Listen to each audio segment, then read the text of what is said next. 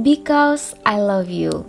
Hai semuanya, kali ini alur cerita filmnya berasal dari Korea Selatan yang dibintangi oleh Cha Tae-young sebagai Lee Hyung, Choi Hyun-ji sebagai Lee Yoon-kyeon, Kim Yeon-jung sebagai Scully, Kim Hyun-hee sebagai Mal-hee, Sung Dong-il sebagai Detektif Park, Lim Jung-won sebagai Chan-young, Jan Du-yoon sebagai Yosep, Bae Song-woo sebagai Yu-dun, Park Gyun-hyung sebagai suami wanita tua, Seon-woon sebagai istri pria tua, Oh Nara sebagai istri detektif Park, Kim Sae sebagai Dain. Film ini menceritakan Lee Hyung sebagai tokoh utama, di mana dia mengalami kecelakaan dan tidak sadarkan diri. Akan tetapi, jiwanya masuk di dalam tubuh orang lain. Dia mengalami berbagai masalah-masalah unik yang dihadapi raga yang dia rasuki. Dia harus menyelesaikan semua masalah orang-orang tersebut supaya dia bisa selamat. Film ini bergenre komedi romantis dan video ini full spoiler. Tanpa basa-basi, kita masuk ke spoilernya.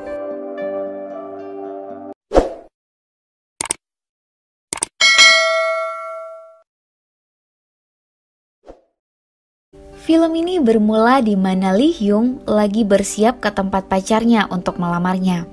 Namun di perjalanan dia sadar kalau cincin untuk melamar pacarnya ketinggalan di rumah. Dia buru-buru balik, tapi naasnya dia tertabrak mobil dan tak sadarkan diri. Pada saat dia sadar, dia sudah berada di ruang kesehatan sebuah sekolah. Perawat di situ heran dengan tingkahnya. Dan saat dia bercermin, ternyata dia seorang siswi bernama Mal-hee. Jiwa Lee Hyung masuk ke raga Mal-hee, dan kemudian dia dipanggil ke ruang guru. Di situ gurunya sangat kebingungan dengan tingkah Mal-hee, dan gurunya memberikan permen supaya dia tidak stres. Tiba-tiba dia beranjak pergi karena merasa mual. Dia masuk di toilet pria untuk muntah. Dia pun membentur-benturkan kepalanya karena merasa ini hanya mimpi. Dia pun hendak kabur lewat pagar dan seseorang datang. Gadis itu menemukan alat tes kehamilan dan ternyata Mal-hee hamil. Gadis itu pun mengira Mal-hee stres karena bertingkah aneh. Lee Hyung mencoba menjelaskannya dan gadis itu mengetesnya. Dan ternyata benar kalau dia adalah seorang cowok karena dia melindungi anunya saat mau ditendang. Hehe. Gadis itu memperkenalkan diri dengan nama Scully. Mereka pun pergi ke seorang cenayang atas usul Scully. Di situ sang cenayang dibuat stres dan mereka diusir. Saat mereka mau pergi, di situ ada penyanyi jalanan. Lee Hyung mendekatinya dan samar-samar dia teringat akan seseorang bernama Hyun Kyung. Saat mereka hendak makan, Lee Hyung tidak nafsu makan dan ngeri membayangkan dia harus melahirkan. Mereka pun pergi ke kantor polisi untuk menanyakan alamat Mal-hee.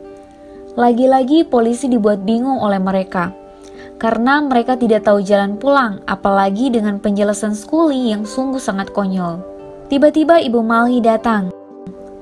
Saat di rumah, ibunya heran Mal-hee bersifat kaku dan formal. Di kamar, Lee Hyung memeriksa barang-barang Mal-hee dan mendapati hasil pemeriksaan kandungan. Keesokannya di sekolah, Lee Hyung merasa stres dalam kelas dan naik ke atap sekolah. Di situ datang seorang cowok dan ternyata itu adalah pacar Mal-hee bernama Yosep. Lee Hyung menyuruhnya berlutut dan menceramahinya. Yosep cemas kalau Mal-hee akan menggugurkan anak mereka. Di situ Yosep menjelaskan kenapa dia sangat mencintai Mal-hee. Adegan berganti di mana Lee Hyung berada di dalam ruangan di rumah sakit untuk melakukan aborsi. Dia ditemani Scully. Yosep menunggunya di luar.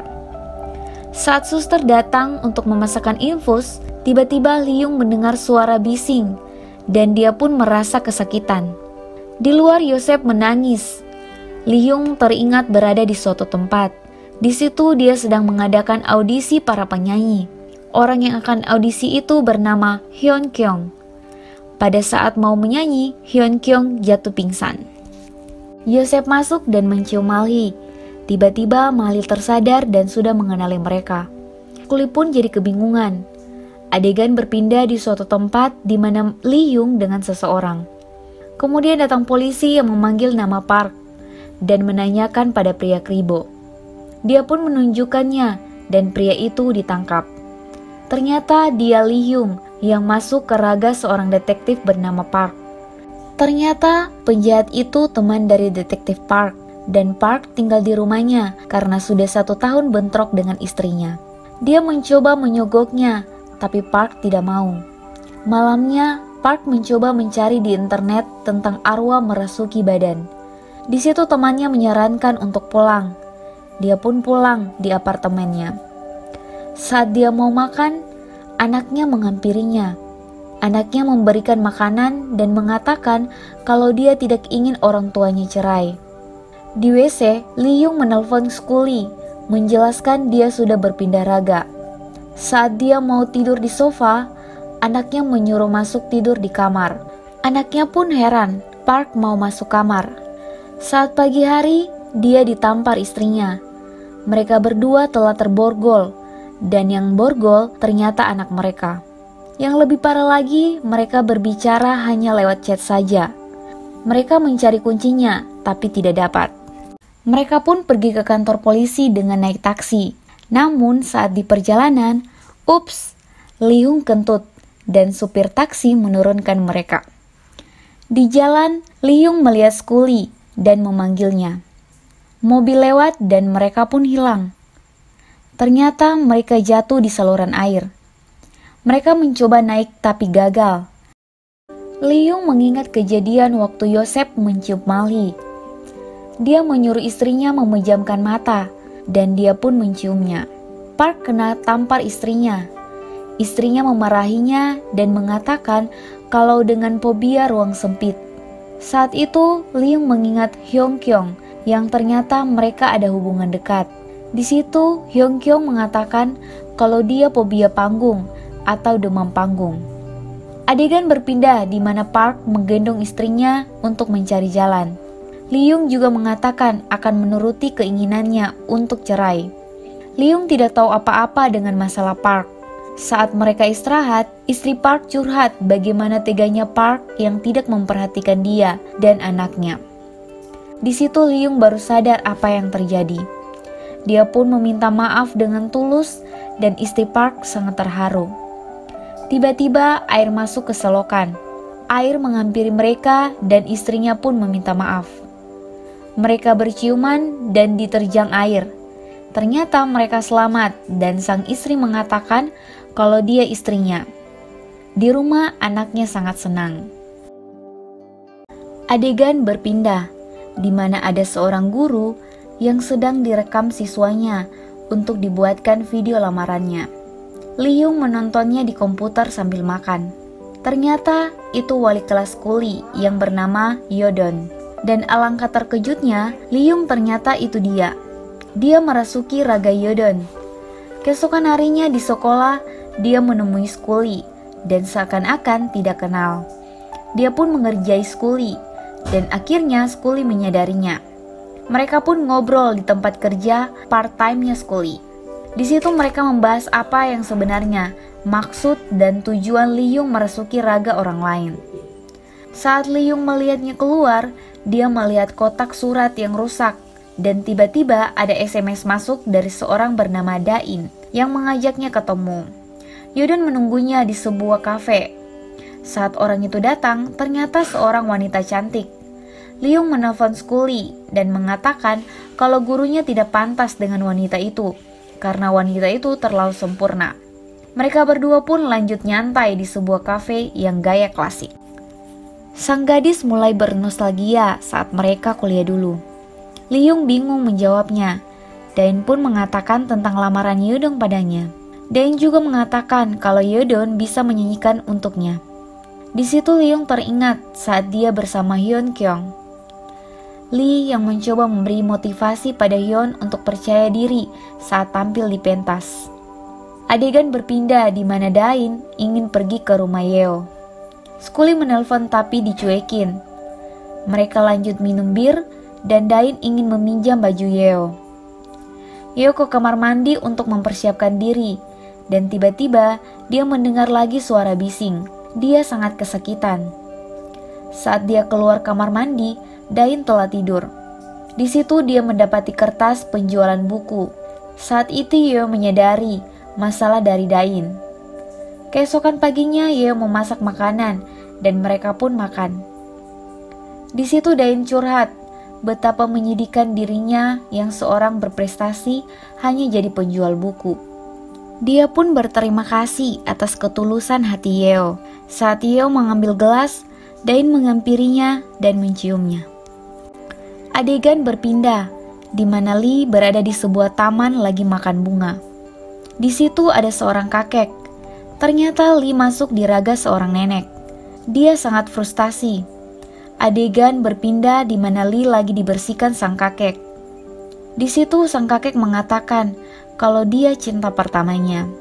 Lee menciumnya, tapi tidak terjadi apa-apa. Lee pun pergi menelpon Scully untuk menjelaskan situasinya.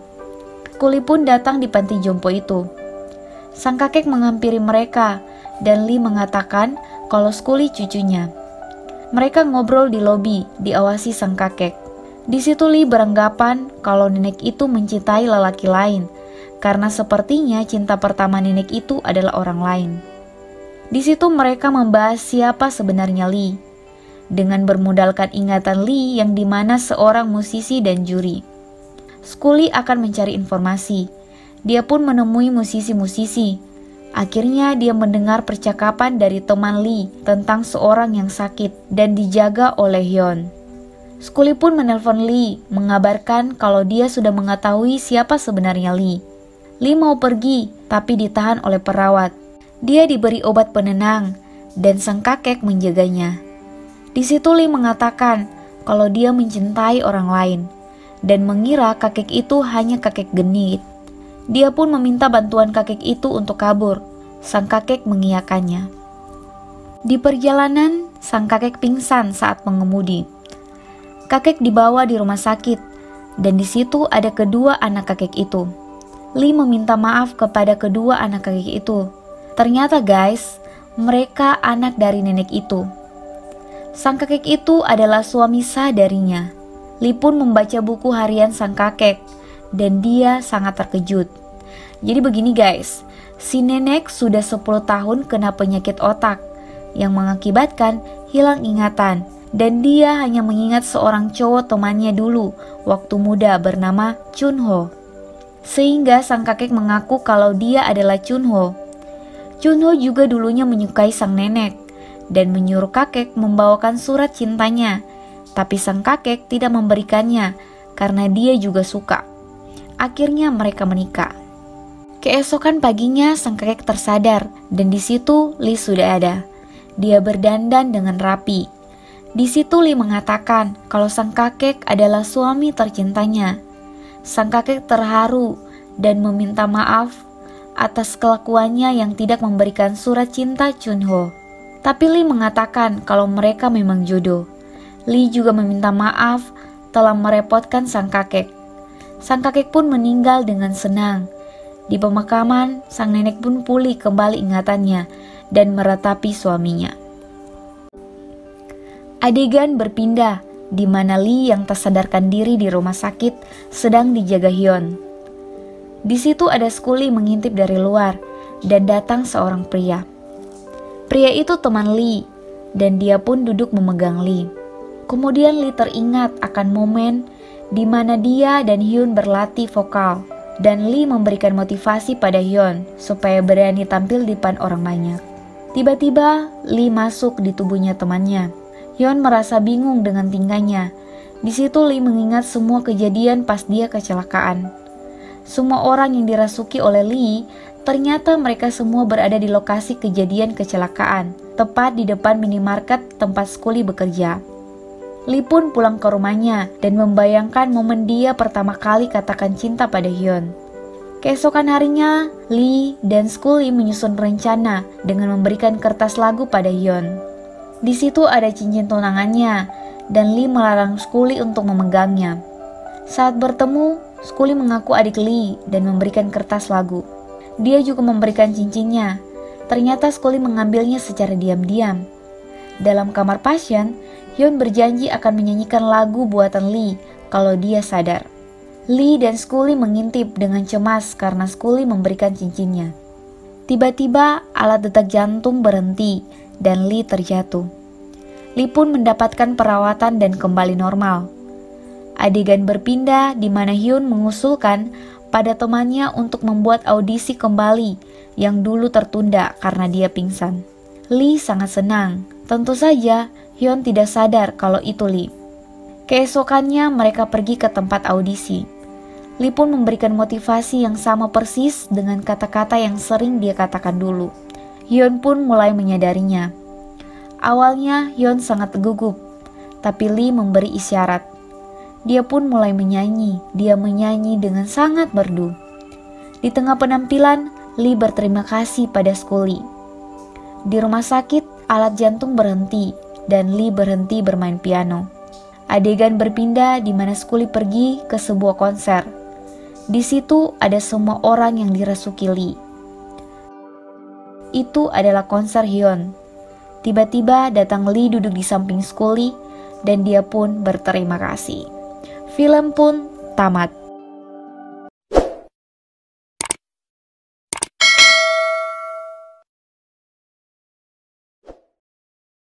Oke guys, dari film ini kita dapat menarik kesimpulan, apapun masalah yang kita hadapi, pastikan orang yang benar-benar mencintai kita yang akan membantu kita, bukan orang yang pura-pura mencintai. Jangan pernah menyanyiakan orang yang benar-benar mencintai kita. Oke, terima kasih sudah menonton.